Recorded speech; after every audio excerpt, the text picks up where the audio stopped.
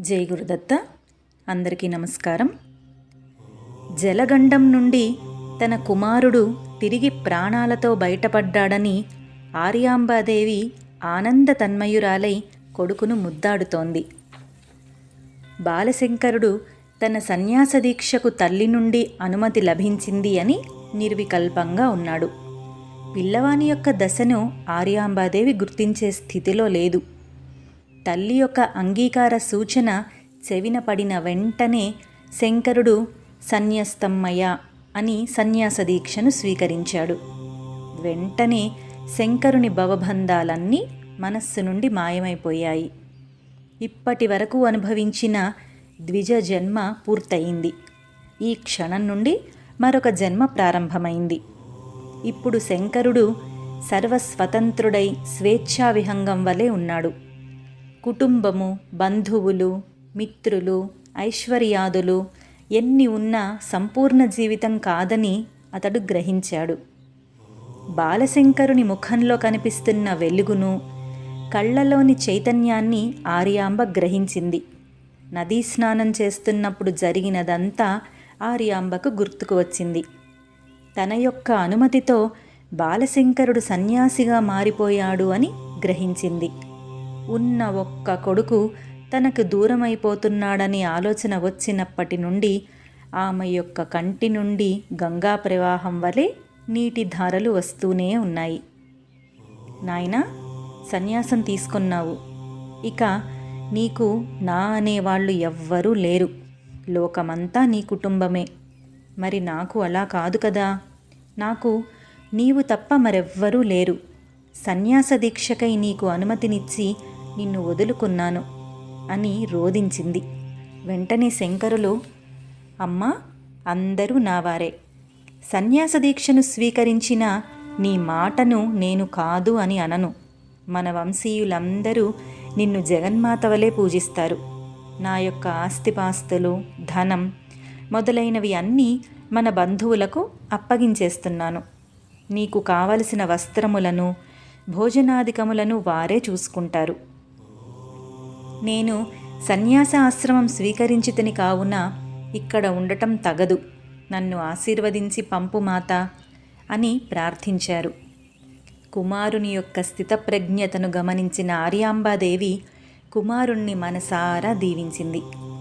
భగవదనుగ్రహంతో తమ వంశాంకురంగా జన్మించిన బాలశంకరుడు సామాన్యమైన బాలుడు కాడు అని, లోక కళ్యాణం కోసం ఉద్భవించిన పరమేశ్వర స్వరూపమని గుర్తించింది.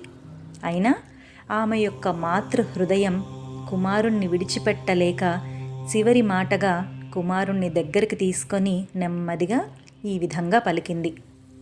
నాయనా, పరమ పావనమైన వంశానికి కోడలుగా వచ్చి పూజ్యుడైన శివగురువుకు అర్ధాంగిగా సేవలు చేసి శంకరుని తల్లిగా జీవించిన తనకు చివరి రోజులు దుర్భరంగా ఉంటాయి. శరీరాన్ని వృద్ధాప్యం కబళించి వేస్తోంది. జగద్గురువు వంటి కుమారుడు జీవించియుండగా నా యొక్క అంత్యక్రియలు జ్ఞాతుల చేతిలో జరగవలసిందేనా అని నిలదీసింది. నీ యొక్క తండ్రిగారి పైతృక కర్మలన్నీ దగ్గరుండి పండితుల చేత విధి విధానంగా జరిపించాను. మరి నా యొక్క అంత్యక్రియలు ఎవరు చేస్తారు నాయనా అని ప్రశ్నించింది. ఆమె మాటలలోని ఆవేదన శంకరునికి అర్థమైంది. ఆమె మాటలలోని సత్యం బాలుని మనస్సును ద్రవింపజేసింది. వెంటనే తన యొక్క మాతృమూర్తికి శంకరులు తన మనస్సులోని ధర్మరహస్యాలను విపులంగా తెలియజేశారు. సన్యాసినని భయపడకు. ఏ ప్రదేశంలో ఉన్నా, ఏ స్థితిలో ఉన్నా నీ యొక్క అవసాన కాలమందు ఒక్కసారి స్మరిస్తే వాయువేగ మనోవేగాలతో నీ ముందుకు వచ్చి వాలుతాను. అంత్యకాలమందలి సమస్తమైన దైహిక కర్మలను స్వయంగా వచ్చి ఆచరిస్తాను అని తల్లికి ధైర్యాన్ని చెప్పారు. భవిష్యత్తును భయంకరంగా ఊహించుకొని బాధపడవలదు అని బోధ చేశారు. వృద్ధాప్యంలో దగ్గర ఉండి అన్ని సేవలు చేసుకుంటూ రక్షకునిగా ఉండవలసిన కుమారుడు తల్లిని దీనురాలిని చేసి వెళ్ళిపోతున్నాడని బాధపడుతున్నావా అమ్మా? నేను నీ దగ్గర ఉండి ఏమి చేయగలుగుతానో దూరంగా ఉండి కూడా నీకు కావలసిన పనులు అన్నీ చేయగలుగుతానమ్మా అని ఆర్యాంబను అనునయించాడు. బాలశంకరుడు సన్యాస దీక్షను స్వీకరించాడనే విషయం కాలడి గ్రామమంతా వ్యాపించింది. గ్రామంలోని ప్రజలందరూ ఒక్క పరుగున ఆర్యాంబ ఇంటి వద్దకు వచ్చారు. అందరినీ కన్నబిడ్డల వలె ఆదరించు ఆర్యాంబకు ఎంత కష్టమొచ్చింది అని కొందరు బాధపడ్డారు. జగద్గురువు అని లోకులంతా పూజిస్తారట, కానీ తల్లిని విడిచిపెట్టి వెళ్ళిపోతున్నాడు కదా, ఏం చదువులో అని ఒక తల్లి నిట్టూర్చింది. ఎప్పుడో ఒకప్పుడు ఈ బాలుడు ఇంత పని చేస్తాడని అనుమానిస్తూనే ఉన్నాం అని మరికొంతమంది ఆడవాళ్లు గుసగుసలాడుకుంటున్నారు. ఆర్యాంబ ధన్యురాలు అని మరికొందరు కీర్తిస్తున్నారు. ఇంతవరకు ఆర్యాంబయే మాకందరికీ తల్లి, జగజ్జనని, జగన్మాత అని గ్రామస్థులందరూ ముక్తకంఠంతో ఆమెను పలు విధాలుగా అభినందించారు. అమ్మా, నీ కుమారుడు మాతృమూర్తులందరికీ కొడుకులాంటి వాడమ్మా అని కీర్తించారు. శంకరుడు లోకశంకరుడమ్మా అన్నారు. వారందరి మాటలు శంకరునికి మనోధైర్యాన్నిచ్చాయి. ఆనంద భాష్పాలు కనుల నుండి రాలాయి. మా అమ్మను మీ అందరి చేతిలో ఉంచి ధైర్యంతో ఈ విశాల ప్రపంచంలోకి అడుగు పెడుతున్నాను అని బాలశంకరుడు వారందరినీ చివరిసారిగా అభినందించారు. సన్యాస దీక్షను స్వీకరించిన వెంటనే బాలశంకరుడు శ్రీకృష్ణ దేవాలయ సముద్ధరణకు నిశ్చయించాడు. సమాజ శ్రేయస్సును కోరి భగవత్ కార్యాన్ని ముందుగా ప్రారంభించాడు. కాలడి గ్రామంలోని శంకరుని ఇంటికి అతి సమీపంలోనే శ్రీకృష్ణ దేవాలయం ఉంది. దానిని శ్రీ ముకుందస్వామి దేవాలయంగా అచ్చటి వారందరూ పిలుచుకుంటారు. అందులోని బాలముకుందుడు శ్రీకృష్ణుని బాల్య క్రీడలను ఆ గ్రామస్తులందరికీ గుర్తు చేస్తూ ఉంటాడు. ఆర్యాంబాదేవి పూర్ణానది నుండి నీరు తెచ్చుకొనుటకు శారీరక శ్రమ అనుభవిస్తోందని గ్రహించిన బాలశంకరుడు పూర్ణానదిని ప్రార్థించి దాని యొక్క నడకను మార్చివేసిన సంగతి అందరికీ తెలిసిందే. పూర్ణానది బాలముకుంద స్వామి ఆలయం పక్క నుండి ప్రవహించసాగింది. పూర్ణాదేవి ముకుందుని రాసుకుంటూ ప్రవహిస్తూ శృంగారపు కులుకులను చూపిస్తోంది. శ్రీకృష్ణ స్పర్శకు పులకించిపోతోంది. ఒక్కొక్కసారి పూర్ణానదికి ఆవేశం ఎక్కువైపోయేది. ఆనందంతో పెద్ద పెద్ద కెరటాలతో శ్రీకృష్ణ దేవాలయాన్ని ముట్టడించేది. పూర్ణానది యొక్క ఆవేశాన్ని తట్టుకోలేక ముకుందస్వామి యొక్క దేవాలయ ప్రాకారం గోడ కూలిపోయి నదీ గర్భంలో కలిసిపోయింది. శ్రీకృష్ణుడు కూడా పూర్ణాదేవి ప్రేమకు లొంగిపోయాడు అన్నట్లుగా నది వైపుకు ఒరిగిపోయేవాడు. తన యొక్క దేవాలయాన్ని పునరుద్ధరించుకోవాలి అని శ్రీకృష్ణుడు అనుకున్నాడు.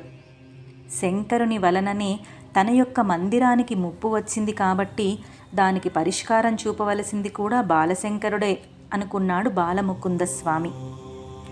ఇక సన్యాసం తీసుకొని బాలశంకరుడు వెళ్ళిపోతూ ఉన్నాడు అని తలచిన ఈ ముకుందుడు శంకరుని మనస్సులోకి ప్రవేశించి తన అంతర్వాణిని వినిపించాడు. తల్లి మీద ప్రేమతో పూర్ణానదిని దారి మరలింపచేశావు. అంతే, పూర్ణానది తన హొయలన్నీ నా మందిరం మీద చూపించింది. ధర్మస్వరూపుడవైన నీవే ఈ దేవాలయాన్ని పునరుద్ధరించాలి అని ఆ శంకరునికి వినిపించింది. వెంటనే శంకరుని నడక ఆగింది. శ్రీకృష్ణ దేవాలయోద్ధారణ చెయ్యాలి అని అక్కడే ఉండిపోయాడు. ఇక బాలశంకరుని ప్రజ్ఞాపాఠవాలలో మార్పు కనిపిస్తోంది. ఎప్పుడూ మౌనంగా ఉంటాడు. దేని గురించో ఆలోచిస్తూ ఉంటాడు. ఆహారం ఎప్పుడు తీసుకుంటున్నాడో, ఎంత తీసుకుంటున్నాడో తెలియదు. గ్రామస్తులందరికీ బాలశంకరుడు విచిత్రంగా కనిపించసాగాడు. నెలల తరబడి చేయవలసిన కృష్ణమందిర పునర్నిర్మాణ కార్యక్రమాన్ని గ్రామస్తుల అందరి సహకారాలతో 5-6 రోజులలో పూర్తి చేయించి శ్రీకృష్ణ భగవానుకి నిత్య ధూప దీప నైవేద్యాదులను ఏర్పాటు చేశాడు. ఆర్యాంబకు కూడా బాలశంకరుడు తనను విడిచి వెళ్ళిపోతున్నాడనే దుఃఖం తగ్గిపోయింది. తనకు కావలసినవన్నీ సమకూర్చిపెట్టాడు. లౌకిక విషయాల మీద వ్యామోహాన్ని తగ్గించి వేశాడు. జగత్తు యొక్క సత్యస్వరూపాన్ని తెలియజేశాడు. అందువలన ఇప్పుడు ఆమెకు తన మీద బెంగలేదు. కానీ కుమారుని గురించి ఆలోచిస్తూ ఒకరోజు శంకరుణ్ణి దగ్గరికి పిలిచింది. నాయనా, నా అనుమానాలన్నీ తీర్చివేశావు. నీవు చేయవలసిన పనులను గురించి చెప్పావు. లోక కళ్యాణం కోరి సన్యాసం స్వీకరించావు. సమాజంలోని వారందరినీ తరింపచేయాలని కంకణం ధరించావు. అందులోనే ఆనందం ఉంది అన్నావు. సరే, అది నీ ఇష్టం. సన్యాసి ఒకే చోట ఉండకూడదు అంటారు కదా, నిత్యం సంచరిస్తూ ఉంటాడు. కాబట్టి ఆయనను పరివ్రాజకుడు అన్నారు కదా. ఎన్నో దేశాలు తిరగాలి. వేళ కాని వేళలలో గృహస్థుల ఆశ్రమానికి వెళ్ళి భిక్షను యాచించాలి. నీకు ప్రతిరోజు అన్నం పెట్టేవారెవరు? నీవు సుఖంగా నివసించటానికి ఇల్లు కావాలి కదా. మరి నీ నివాసం ఎక్కడా? నిన్ను ఎవరు ఆదరిస్తారు? నీ ఆలన పాలన ఎవరు చూస్తారు? అందరినీ మంచి మాటలతో, శాస్త్ర చర్చలతో కడుపు నింపి పంపిస్తావు. నీ యొక్క కడుపులోని ఆకలిని గుర్తించేవారు ఎవరు నాయనా అని ఆ తల్లి ప్రశ్నించింది. తల్లి యొక్క మాటలలోని ఆంతర్యాన్ని శంకరుడు గమనించాడు. మూర్తీభవించిన మాతృత్వపు పొంగును అనుభవించాడు. ఇప్పుడు ఆర్యాంబ తన కోసం దుఃఖించటం లేదు. ఈ దుఃఖాన్ని వివరించగలిగితే తన తల్లికి పరిపూర్ణమైన మానసిక శాంతి లభిస్తుంది అని గ్రహించాడు.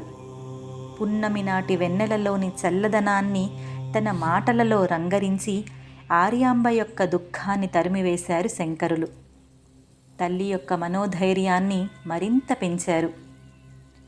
అమ్మా, సన్యాసాశ్రమం స్వీకరించిన నీ కుమారుడు ఒంటరివాడైపోయాడని దుఃఖించకమ్మా. గృహస్థులకు బంధువులు, మిత్రులు, పుత్రులు, భార్య ఏ విధంగా ఉంటారో అదేవిధంగా సన్యాసికి 6 బంధువులు ఎల్లవేళలా ఆశ్రయించి ఉంటారు. గృహస్థు యొక్క బంధువులు కంటికి కనిపిస్తారు. యతీశ్వరుని యొక్క బంధువులు సమాజంలో అందరూ.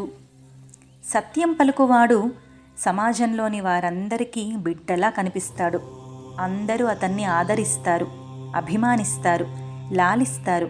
అన్నపానాన్ని, పోషణ బాధ్యతను స్వీకరిస్తారు. అందువలన సత్యవ్రతం తల్లి బిడ్డను కాపాడినట్లు రక్షిస్తుంది. సోదరుడు అన్నింటా సహాయకారిగా ఉంటాడు. సరైన సమయంలో సరైన ఆలోచననిస్తాడు. బాధల నుండి తప్పిస్తాడు, ఓదారుస్తాడు. కష్ట సమయంలో ఆదుకొంటాడు. సన్యాసికి ధర్మం సోదరుని వంటిది. సోదరుడు చేసే పనులన్నీ ధర్మదీక్ష చేస్తుంది. ధర్మాన్ని మనం రక్షిస్తే అది మనలను ఎల్లవేళలా రక్షిస్తుంది. ఇక దయాగుణం స్నేహితుని వంటిది. రహస్యాలు, కష్టాలు స్నేహితులకు మాత్రమే తెలుస్తాయి. సమాజంలోని వారందరినీ దయాగుణంతో ఆదరించిన నాడు దయాగుణమే యతీశ్వరునికి సహజ మిత్రుడు. బంధుత్వాలలో ఎన్ని విభేదాలు ఉన్నప్పటికీ జీవిత భాగస్వామి యొక్క బంధుత్వం చాలా గొప్పది, పరమ పవిత్రమైనది. భార్యాభర్తలు ఇరువురు ఒకరికొకరు సేవ చేసుకుంటారు. ఒకరి కోసమై మరొకరు జీవిస్తారు. భార్య గృహాన్ని రక్షిస్తుంది, సత్సంతానాన్ని అందిస్తుంది, ఆప్యాయతను కురిపిస్తుంది. శాంతరసమే యతీశ్వరునికి సహధర్మచారిణి. నిత్యశాంతుడైన యతీశ్వరుడు అందరి మన్ననలను పొందుతాడు, కీర్తి ప్రతిష్టలను అధిగమిస్తాడు, అందరికీ ఆదర్శవంతమైన జీవితాన్ని గడుపుతాడు. ఓర్పు కుమారుల వంటిది. నరకం నుండి తప్పించువాడు పుత్రుడు. ఓర్పు అనేది శారీరక, మానసిక బాధలనే నరకం నుండి రక్షిస్తుంది. అమ్మా, ఇన్ని గుణములు కలవాడు ఏకాకి ఎలా అవుతాడు? అందువల్ల నా గురించి బెంగపడవలదు అని బాలశంకరుడు తన తల్లికి యతీశ్వర ధర్మాలు తెలియజేశాడు. కుమారుని యొక్క విశ్వభావనకు ఆర్యాంబ సంతసించింది. ఆమె కన్నుల నుండి ఆనంద బాష్పాలు వెల్లివిరిశాయి. శమదమాది గుణనిష్ఠుడైన తన కుమారుడు మోక్షద్వారానికి ప్రథమ సోపానంలో ఉన్నాడని కనులు మూసుకొని పరమేశ్వర ధ్యానం చేయసాగింది. ఇక తల్లి యొక్క అంగీకారంతో బాలశంకరుడు బాల సన్యాసిగా మారాడు. సన్యస్త లక్షణం మనస్సులో ఉంది. బాహ్య ప్రపంచానికి ఇంకా బ్రహ్మచారిగానే కనిపిస్తున్నాడు. సన్యాస దీక్షకు సంబంధించిన కాషాయ వస్త్రాన్ని ఇంకా ధరించలేదు. దాన్ని సద్గురువులు అనుగ్రహిస్తారు. శంకరులు మాత్రం సన్యాస లక్షణమైన దండాన్ని స్వీకరించారు. మానవ జీవితం సుఖశాంతులతో వర్ధిల్లటానికి, చివరి దశలో సమస్తాన్ని భగవదర్పణం చేసి మోక్షం పొందటానికి మన శాస్త్రాలు 4 రకాలైన ఆశ్రమ ధర్మాలను వివరించింది. 8 సంవత్సరాల వయస్సులో ఉపనయనం చేసుకొని అగ్నికార్యం మొదలైన కర్మలు చేస్తూ విద్యాభ్యాసం చేయు కాలాన్ని బ్రహ్మచర్యం అంటారు. అనంతరం వివాహం చేసుకొని భార్యాపుత్రాదులతో సుఖజీవనం సాగిస్తూ అతిథి అభ్యాగతులను ఆదరిస్తూ జీవించటాన్ని గృహస్థాశ్రమం అంటారు. పిల్లలకు వివాహాదులు చేసి ఎట్టి బరువులు బాధ్యతలు లేని సమయంలో సమాజానికి దూరంగా నియమ నిష్ఠలతో తపస్సు చేసుకొనుటను వానప్రస్థం అంటారు. భార్యాబిడ్డలను ఆస్తిపాస్తులను తృణప్రాయంగా విడిచిపెట్టి విరాగి అయి నిత్యం దేశ సంచారం చేయు వానిని పరివ్రాజకుడు లేదా సన్యాసి అంటారు. సన్యాసాశ్రమంలో ప్రవేశించాలనుకున్న వ్యక్తి కొన్ని ప్రత్యేకమైన విహిత కర్మలను చేయాలి. తనకు జన్మనిచ్చిన తల్లిదండ్రులకు శ్రాద్ధములు పెట్టాలి. వైశ్వదేవ, నాందీముఖ, దైవ, ఋషి, దివ్య, మానుష, పితృ, మాతృ శ్రాద్ధాదులను పూర్తి చేయాలి. ఆత్మపిండ శ్రాద్ధము కూడా పెట్టాలి అనే మతం కూడా ఉంది. భూదానం, అన్నదానం, వస్త్రదానం చెయ్యాలి. తన సన్యాస దీక్షకు కావలసిన ధనాన్ని మాత్రమే దగ్గర ఉంచుకొని మిగిలిన దానిని దానం చెయ్యాలి. బంధుమిత్రులతో, భార్యాపుత్రాదులతో నవ్వుతూ మాట్లాడాలి. దిగులుగా దుఃఖభారంతో కనిపించకూడదు. శ్రాద్ధాన్నాన్ని వాసన చూడాలి. మరునాడు భోజనం చేయాలి. క్షురకర్మ పూర్తయిన తర్వాత గురువులు ఇచ్చిన వస్త్రం ధరించాలి. కానీ బాలసన్యాసి అయిన శంకరులకు ఇవేమీ లేవు. వారికి ఇంకా సద్గురువు దర్శనం కాలేదు. అవసాన దశలో ఉన్న వాని వలె మహావైరాగ్య భావనతో ఆతుర సన్యాసాన్ని మాత్రమే స్వీకరించినట్లే. సన్యాసం స్వీకరించిన వారు 100 తరాల పితృవంశం తరిస్తుంది అని శాస్త్రవచనం. వారందరూ ఉత్తమ గతులు పొందుతారుట. తనకున్న బంధాలను మంచి బుద్ధితో విడిచిపెట్టుటయే సన్యాసం. యజ్ఞ యాగాది కర్మలు చేసి చిత్తశుద్ధిని పొందిన వారికి మాత్రమే వైరాగ్య భావన కలుగుతుంది. అట్టి విరాగులకే జ్ఞానోదయం అవుతుంది. ఆ విధంగా ఉదయించిన జ్ఞానం అనుభవంలో విజ్ఞానంగా మారుతుంది అని పండితుల అభిప్రాయం. దాన్నే మోక్షమన్నారు. సన్యాసమనేది తేలిక కాదు. నిప్పుల మీద నడక వంటిది, కత్తిసాము వంటిది. సన్యాస నియమాలు, విధి విధానాలు చాలా కఠినంగా ఉంటాయి. వాటిని ఆనందంగా స్వీకరించి అనుభవించాలి. వాటికి భయపడి ధైర్యాన్ని విడిచి సన్యాస ఆశ్రమ ధర్మాలను విడిచిపెట్టిన పతితులైపోతారు. అరిషడ్వర్గమనే పిశాచాలు ఏ విధంగా సన్యాసిని పతితుని చేయాలా అని నిత్యం ప్రయత్నిస్తూనే ఉంటాయి. స్పర్శ అనేక కోరికలకు నిలయం. అందువలన ఇతరులను స్పృశించాలి అనే ఉద్దేశ్యాన్ని విడిచిపెట్టాలి. అదేవిధంగా ఇతరులకు కూడా తనను స్పృశించకూడదు అను నియమాన్ని బోధించాలి. రాగము, ద్వేషము అనేవి మనస్సును మండించి వేస్తాయి. మమ అనే భావనని విడిచిపెట్టిన నాడు ఆ మంటలు వాటంతట అవే చల్లారిపోతాయి. మనస్సు మాయలోకి దింపుతున్నప్పుడు ధ్యాన మార్గంలో పయనించాలి. ఇట్టి వానిని ఏ పిశాచాలు ఏమీ చేయలేవు. ఏకాంతవాసం అలవాటు చేసుకోవాలి. వాక్కును నియమించాలి.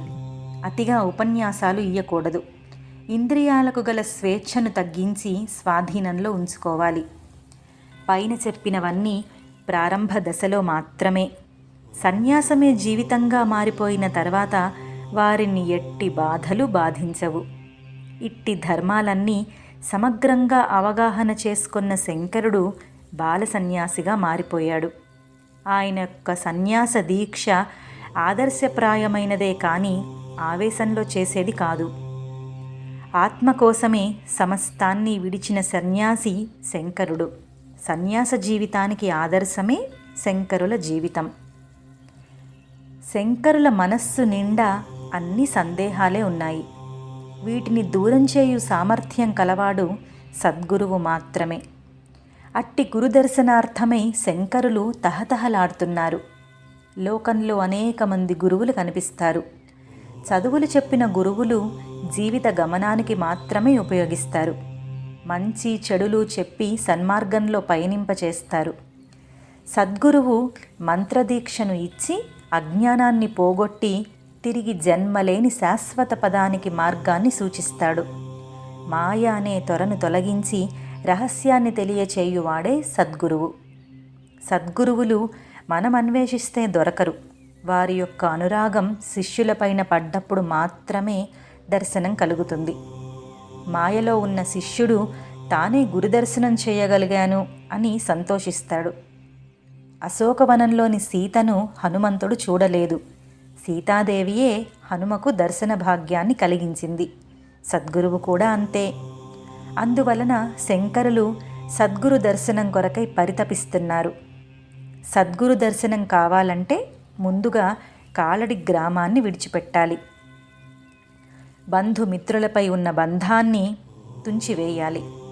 తల్లిపై ధనముపై గల ప్రేమ పాశాన్ని దూరం చేయాలి. అందులకు శంకరులు సిద్ధంగా ఉన్నారు. తన తల్లిని కూడా మానసికంగా సిద్ధం చెయ్యాలి. బ్రహ్మచర్య ఆశ్రమంలో స్వీకరించిన పలాస దండం యొక్క స్థానంలో నేడు జ్ఞానదండం ధరించాడు. గ్రామంలోని వారందరినీ సమావేశపరిచాడు. తన యొక్క ఉద్దేశాన్ని తెలియజేశాడు. దేశ సంచారం చేయవలసిన అవసరాన్ని హెచ్చరించాడు. శంకరుని దృఢ సంకల్పం తెలిసిన పెద్దలు సరే అన్నారు. మధ్య వయస్కులు బాగుంది అన్నారు. చిన్నపిల్లలు, స్త్రీలు కన్నీళ్లు పెట్టుకున్నారు. శంకరులు అందరినీ సమానంగా లాలించి ఆప్యాయతను వర్షించారు. తనకు జన్మనిచ్చిన కాలడి గ్రామానికి శంకరులు కృతజ్ఞతలు చెప్పారు. తన మాతృభూమిని స్పృశించి అభివాదం చేశారు. నెమ్మదిగా కాలి నడకన బయలుదేరారు. గ్రామ ప్రజలందరూ ఆయనను అనుసరిస్తున్నారు. ఊరు దాటినా వారు శంకరుణ్ణి విడిచిపెట్టలేదు. శంకరులు లేని గ్రామంలో తాము నివాసం చేయలేము అన్నారు. కొంతమంది శంకరుణ్ణి మెచ్చుకుంటున్నారు. మరికొంతమంది భక్తి గీతాలను, ఉపనిషత్ వాక్యాలను వల్లెవేస్తున్నారు. వీరి యొక్క అభిమానం విడువలేనిది అని శంకరులు గ్రహించారు. వారిని జీవితోన్ముఖులుగా చెయ్యాలని నిశ్చయించి ప్రేమానురాగాలతో వారిని వెనక్కి పంపించేశారు. శంకరుని నడకలో వేగం పెరిగింది. అరణ్యాలు, గ్రామాలు, నదులు దాటుతున్నారు. పుణ్యతీర్థాలను సందర్శిస్తున్నారు.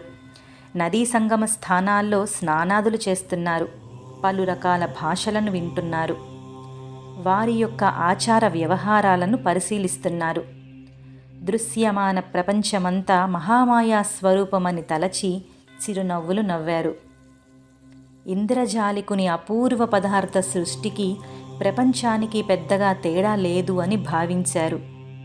రాష్ట్ర సరిహద్దులను దాటి మరొక ప్రదేశానికి శంకరులు వడివడిగా నడుస్తూనే ఉన్నారు. గ్రామ ప్రజలందరూ బాలయతీశ్వరుని ఆనందంగా చూస్తున్నారు. కొందరు వీధి అరుగుల మీద కూర్చొని వినయ విధేయతలతో నమస్కరించి చూస్తున్నారు. మరికొందరు బాలయతితో మాటలు కలిపి ఆనందిస్తున్నారు. బాలయతి గ్రామంలో ప్రవేశించిన వార్త అందరికీ తెలిసిపోయింది.